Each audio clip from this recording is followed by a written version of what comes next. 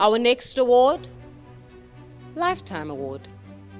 In recognition of your lifelong dedication, wisdom, and unwavering commitment to leadership, you are honored with the Lifetime Leadership Award.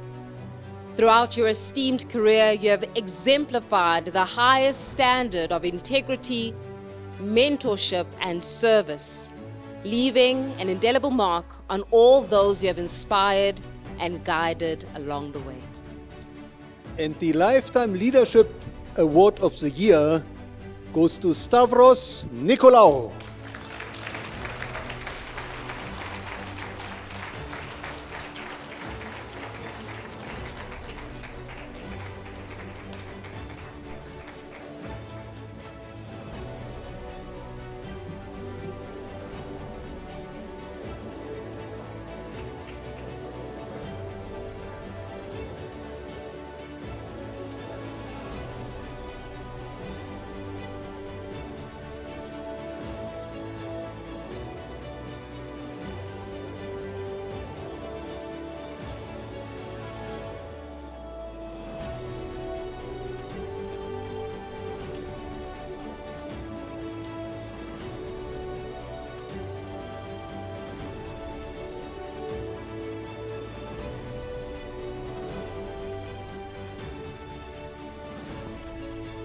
Dr. Nick and all the colleagues involved in this wonderful event and this wonderful forum, I need to state up front that when you receive a Lifetime Award, it usually means that putting you out to greener pastures.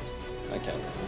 So I just want to state categorically that I'm not retiring next year. I'm not going anywhere. And I'm as committed to making our country work as I've ever been before. Now, thank you. Let me also just say at the outset how humbled I am to receive this award. But before I say anything else, let me be clear that this honor doesn't belong to me alone. It belongs, in fact, far more to many of the people in this room, many of my colleagues at Aspen, and many of the wonderful leaders, both in business and yes, Barry, in sport, because we interact a lot as well.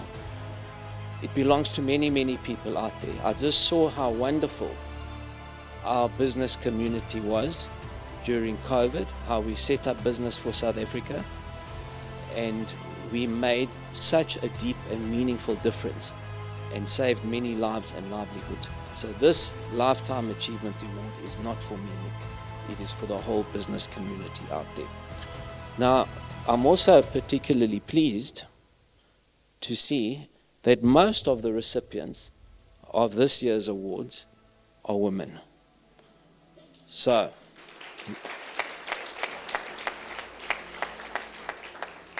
I don't think it would be inappropriate for me to, at this point in time, say, Malibongwe, igama la nkosikazi.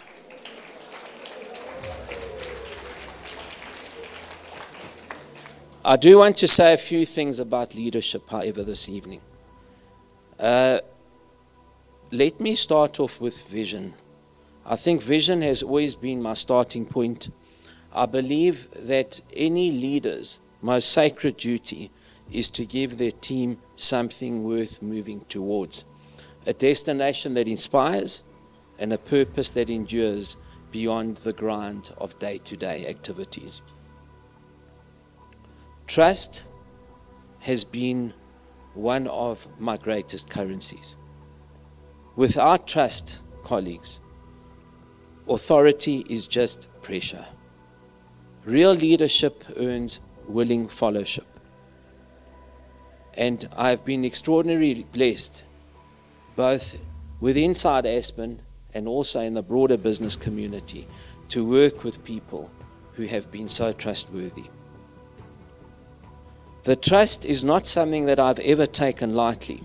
It is something that I have tried every single day to be worthy of.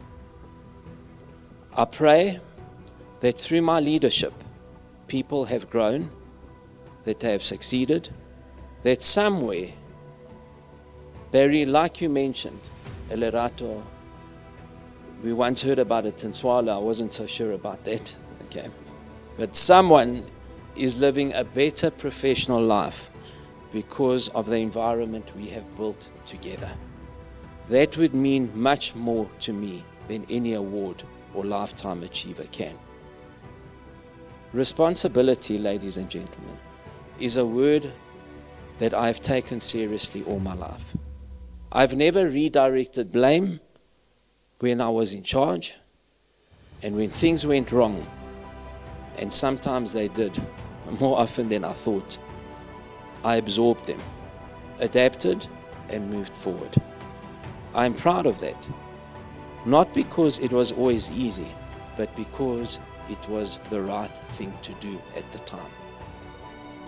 Presence, truly being there for your people and guiding them, is cardinal to any leadership.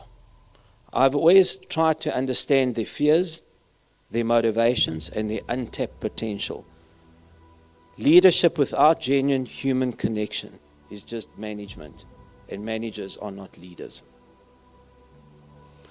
And through all of this, ladies and gentlemen, my personal motto has always remained: wake up every morning and see what the greatest, optimal, maximal impact you can make on society that day. And I'm extremely privileged, Nick, because I'm in the healthcare industry. And I can recite many stories. I don't have the time to do it. But I'm just going to give you a glimpse of why I get out of bed every morning. I get out of bed because I go and save lives. I try and improve the quality of life of people, and I try and extend the life expectancy of the country. And during 2001, when we were facing a cataclysmic destruction of HIV/AIDS, and the drug prices were $15,000 per patient per year, clearly unaffordable, inaccessible, even to those in the private sector, we managed, through leadership, through cooperation, through partnerships, we brought the prices down to $180 per day. We saved hundreds of thousands of lives.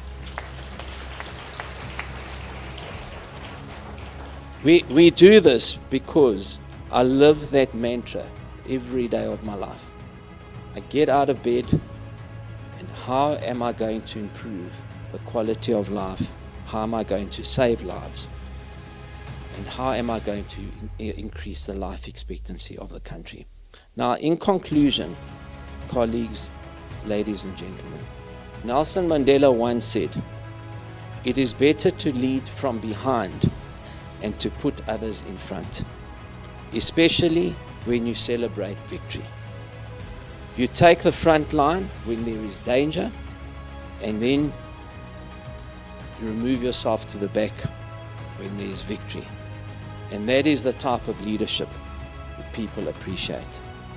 Tonight, Nick, is a night of celebration, and so tonight I step back with all the other wonderful recipients of these awards. I dedicate this award to every team I've ever had the privilege of working with and or leading. They are actually the winners. They should be on the stage, not I. I was simply a shepherd, and they were the ones who moved the mountains. Lastly, none of this, not a single achievement, and not a single moment of strength would have been possible without the unwavering love and support of my wife Maxine, who is over in the corner, a real unsung hero, and my two children who are with us this evening, Lexi and Harry. You are my foundation. This award is as much as yours as it is for all the wonderful colleagues I've ever worked with in my 4-decade career. I've been privileged to work with most amazing people, and many of you are sitting in this room. Thank you very much, and I wish you well. Thanks.